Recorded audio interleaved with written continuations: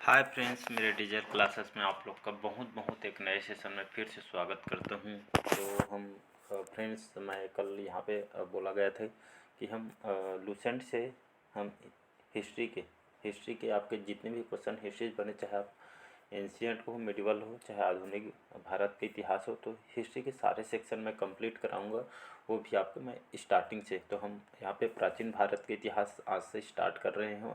तो मैं कंप्लीट प्राचीन भारत के इतिहास के बाद सब मिडिवल में भी जाएंगे, इसके बाद हम आधुनिक में जाएंगे।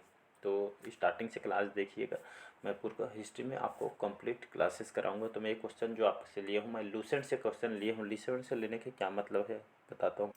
तो लूसेंट से अगर क्वेश्चन की मैं बात करूं तो 90% जो क्वेश्चन आपसे कहाँ से पूछा जाता है, 90% क्वेश्चन आपके लूसेंट से क्वेश्चन पूछा जाता है। कहने का मतलब है, आप कोई से बुक पढ़ लें, उसको बार बार रिवाइज कीजिए। तो लूसेंट से यहाँ पे मैं बात करूँ, चाहे आप जीएस का सेक्शन ले लो, चाहे आप जीके का सेक्शन ले लो, तो लगभग 90% जो आपको क्वेश्चन लूसेंट से क्वेश्चन पूछा जाता है। बाकी आपको कहीं से बुक आपको पढ़ने की ज़रूरत नहीं। जो क्वेश्चन मैं लिया हूँ आपके लूसेंट से क्वेश्चन को बुक से लिया हूँ मैं।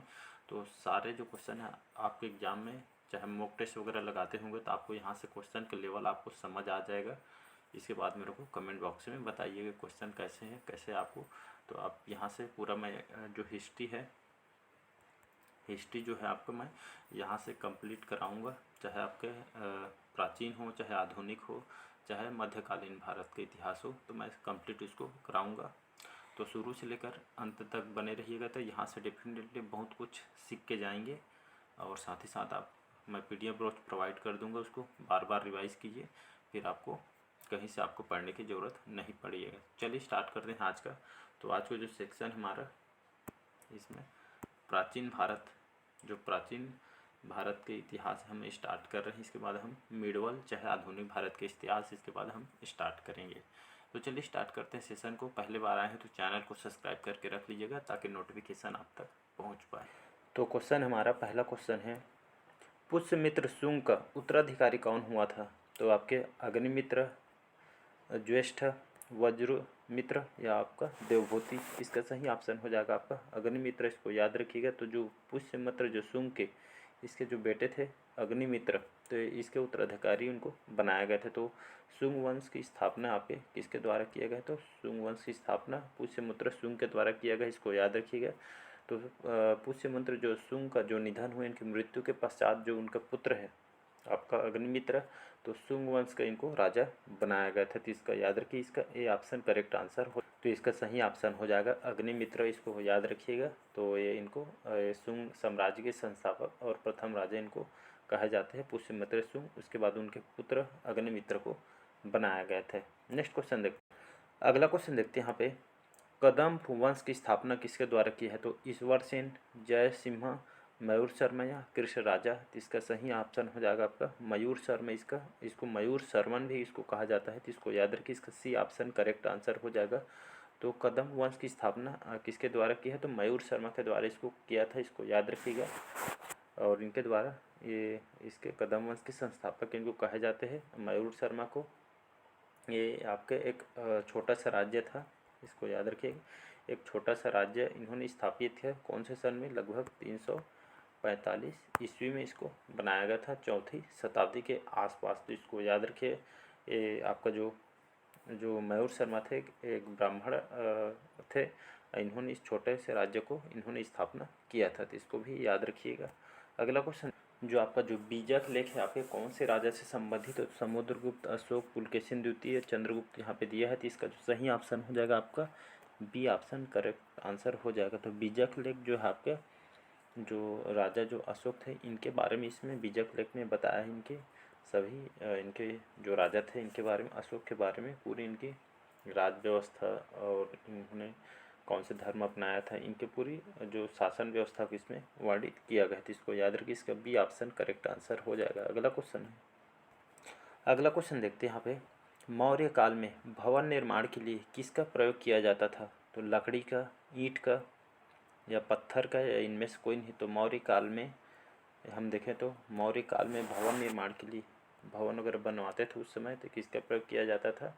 तो उस समय बलुआ पत्थर, याद रखिएगा। तो बलुआ पत्थर का इसमें प्रयोग किया जाता है भवन वगैरह निर्माण करने के लिए, किला वगैरह निर्माण के लिए।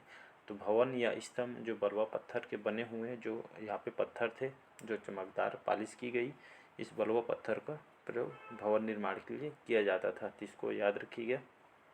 और जो फाहियान जो अंग्रेज थे, यात्री थे, इन्होंने इसमें अपने जो बुक है इसमें बताया गया है, तो इसको याद रखिएगा। अगला क्वेश्चन देखते हैं।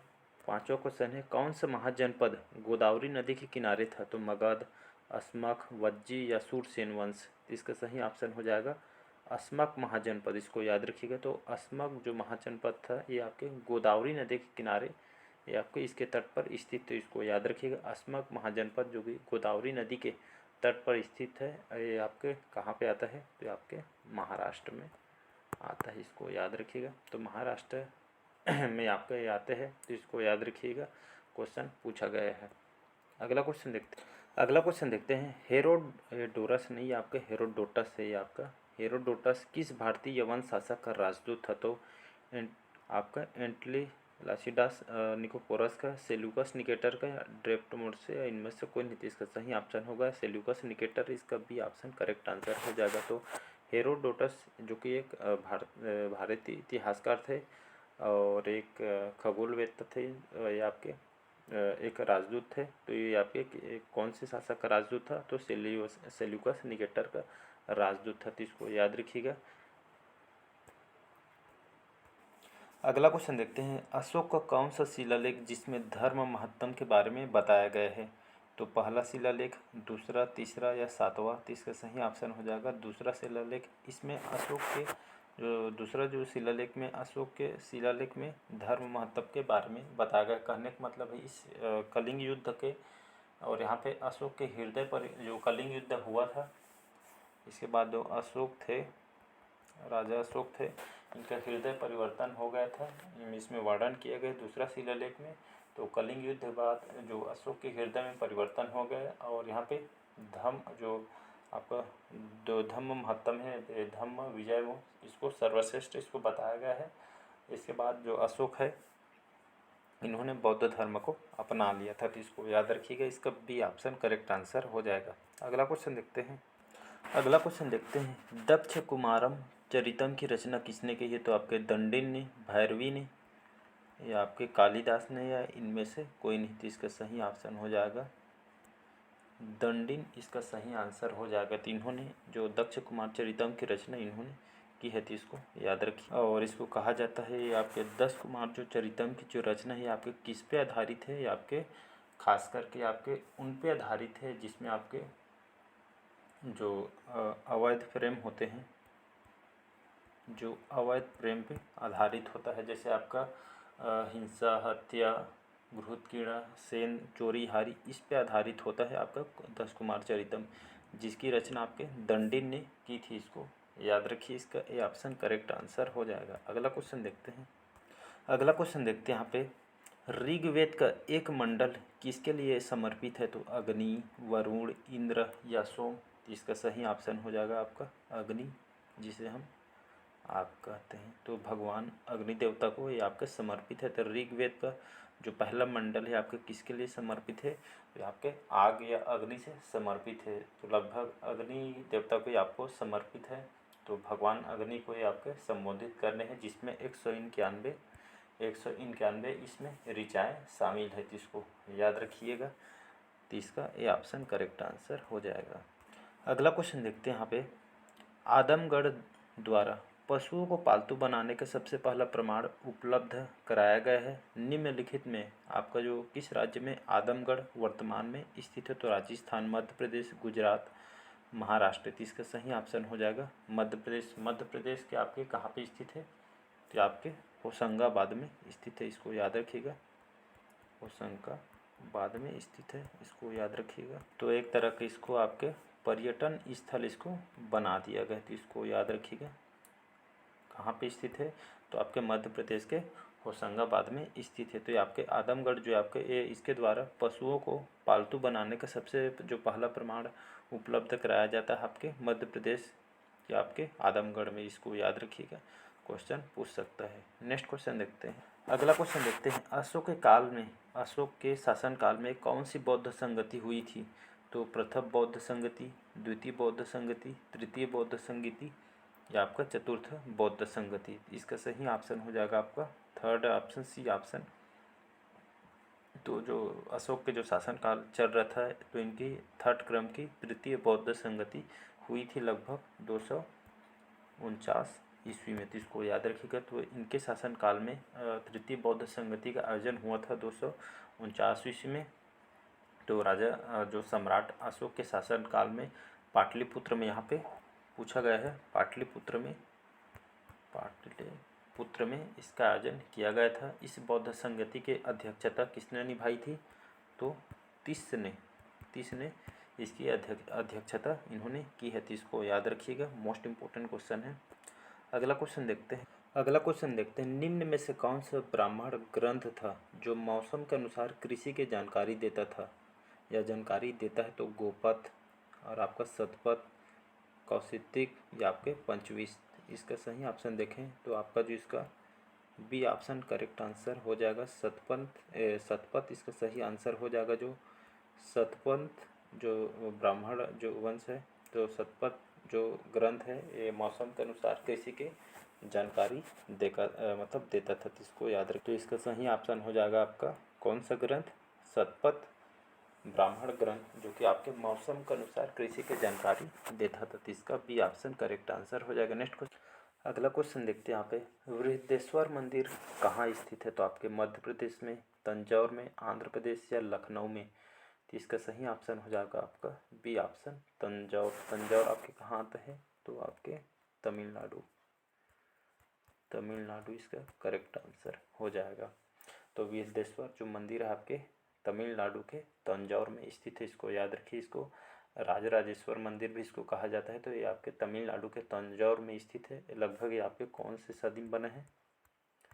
11वीं सदी में इसको बनाया गया है। तो इसको याद रखिएगा। ये आपके पूरी तरह से ग्रेनाइट पत्थर से इसको बनाया गया है। ये आपके विश्व का इसका सबसे एकमात्र मंदिर, इसको ग्रेनाइट से बना हुआ इसको टेम्पल कहा जाता है। तो इसको याद रखिएगा। अगला क्वेश्चन देखते हैं यहाँ पे, स्कंदगुप्त की राज्यकाल सीमा क्या थी या शासनकाल इनकी क्या रही थी? तो इनका जो शासनकाल 465 से 476 ईस्वी या आपका 455 से 467 ईस्वी या 433 से 442 ईस्वी या आपके इनमें से कोई नहीं थी। इसका सही ऑप्शन हो जाएगा बी ऑप्शन करेक्ट आंसर हो जाएगा। तो स्कंदगुप्त, तो इनके जो राज्यकाल है 455 से 467 तक इन्होंने शासन किया है। इसका स्कंदगुप्त विक्रमादित्य इनको कहा जाता है। इनका शासनकाल 455 से 467 तक इनका रहा था। ये आपके गुप्त वंश के शासक थे, याद रखिए, गुप्त वंश के शासक थे। और ये आपके अंतिम महान सम्राट इनको कहा जाता है। इसको याद रखिए, गुप्त वंश के महान सम्राट है और ये आपके अंतिम सम्राट है गुप्त वंश के। तो इसको याद रखिएगा। अगर पूछे गुप्त वंश के प्रथम शासक कौन थे? तो कुमारगुप्त थे, जो कि गुप्त वंश के प्रथम शासक थे। तो इसको याद रखिएगा। अगला क्वेश्चन देखते हैं यहाँ पे। तो क्वेश्चन हमारा, कनिष्क के दरबार में कौन से विद्वान थे? तो कनिष्क के दरबार में कौन कौन से विद्वान थे? तो वसुमित्र और अश्वघोष, पांचवा नागार्जुन, चरक, अश्वमित्र और अश्वघोष या उपरोक्त में से सभी? तो इसका जो सही ऑप्शन हो जाएगा आपका सी ऑप्शन करेक्ट आंसर हो जाएगा। तो चरक, अश्वमित्र और अश्वघोष, ये तीनों जो आपके कनिष्क के दरबार में ये सभी विद्वान जो कि सुशोभित थे, कहने का मतलब है। तो इसमें जो आपका अश्वघोष थे, अश्वघोष जो कि एक बौद्ध कवि थे, बी के लिख दे रहा हूँ, तो ये आपके बौद्ध कवि थे। और जो चरक थे ये आपके एक वैद्य थे, डॉक्टर थे, वैद्य थे। और ये आपका जो अश्वमित्र हैं, अश्वमित्र जो है आपके कौन थे? अश्वमित्र ये आपके एक राजनीतिज्ञ थे। तो ये तीनों जो आपके कनिष्क के दरबार में विद्वान थे। तो इसको याद रखिएगा, तीनों सही आंसर हो जाएगा। अगला क्वेश्चन देखते हैं, ऋग्वेद का जो 9वां मंडल बताया गया है, तो ऋग्वेद का जो 9वां मंडल आपके किससे संबंधित है? तो सोम, पुरुष सूक्त, गोत्र या गायत्री मंत्र। तो इसका सही ऑप्शन हो जाएगा आपका ए ऑप्शन सही आंसर। तो ऋग्वेद का जो 9वां जो मंडल है आपके किससे संबंधित है? ये भगवान जो 9वां मंडल में जो सोम देवता को आपका समर्पित है। तो इसको याद रखिए, जो सोम देवता थे इनको समर्पित है, तो इसको याद रखिएगा। अगला क्वेश्चन देखते हैं, संगम काल की जो पुस्तक भारतम किसने लिखी है? तो पेरू देवनार, मणिमेगली, तिरु तरकदेव या आपके चिंतामणि। इसका सही आपका आंसर हो जाएगा पेरू देवनार। जो पेरू देवनार है इस पुस्तक भारतम इनके द्वारा लिखी गई है। तो संगम काल की बात करूँ या आपके जो संगम, इसका जो कहने का मतलब है, ये तमिल कवियों का संगम का एक सम्मेलन, मतलब जितने भी कवि आ रहे हैं तो तमिल जो कवियों के ये संगम का सम्मेलन है। तो इस जो पुस्तक भारतम किसके द्वारा लिखी है? भारतम को ये आपके पेरू देवनार ने लिखा है। तो इसका ए ऑप्शन करेक्ट आंसर हो जाएगा। अगला क्वेश्चन देखते हैं यहाँ पे, तमिल साहित्य के संगम काल के समय कौन से राज्य थे या कौन सा राज्य था? तो चोल, चेर, पांड्य, उपरोक्त सभी। तो इसका सही ऑप्शन हो जाएगा पांड्य जो राजवंश था। तो तमिल जो साहित्य था यहाँ पे कवियों का एक संगम स्थल था। तो इसको याद रखिए, तमिल साहित्य के जो संगम काल के समय कौन सा राज्य था? ये आपके पांड्य राजवंश था। तो इसको याद रखिएगा। इसमें लगभग तीनों जो संगमों का इसका वर्णन इसमें किया गया है, इसको याद रखिएगा। और यहाँ पे पांड्य राजाओं द्वारा इन संगमों को यहाँ पे संरक्षण प्रदान किया गया था। इसको याद रखिएगा, इसमें संरक्षण प्रदान किया गया। तो तमिल साहित्य के संगम काल के समय कौन सा राज्य था? तो पांड्य राजवंश था, जिसमें तीनों यहाँ पे तीनों को वर्णन इसमें किया गया है।